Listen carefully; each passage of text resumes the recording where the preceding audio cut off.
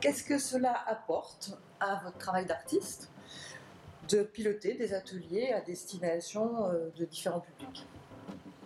Alors, je pense que ça apporte un retour assez immédiat par rapport au travail, en fonction des publics qui vont être confrontés, avec qui on va pouvoir partager les ateliers. Ça va permettre de pouvoir un peu savoir comment est-ce que notre travail est ressenti, comment est-ce qu'il est lu, des choses dont on ne peut pas forcément toujours se rendre compte à travers des expositions plus classiques, juste à travers les visiteurs qui viennent.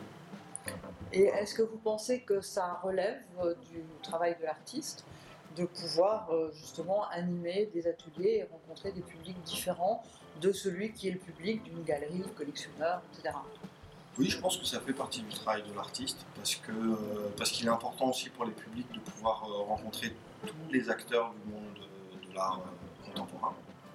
Je pense que ça leur permet de un peu désacraliser, c'est pas vraiment le mot, mais de comprendre un peu comment est-ce que ce milieu-là est construit, de pouvoir leur permettre de créer un rapport assez intime avec le travail, de ne pas avoir certaines barrières et de pouvoir avoir un rapport comme on peut avoir avec la musique ou le cinéma, qui est un rapport très, très simple et très intuitif. Et que leur apprenez-vous ou quel est le premier conseil que vous pourriez donner à un des participants à vos ateliers? Tout simplement de se faire confiance à soi, prendre confiance en lui quand il va regarder quelque chose, tout simplement. Un artiste va vouloir exprimer certaines choses à travers son travail, mais le spectateur a tout à fait le droit de ressentir quelque chose qui est complètement différent.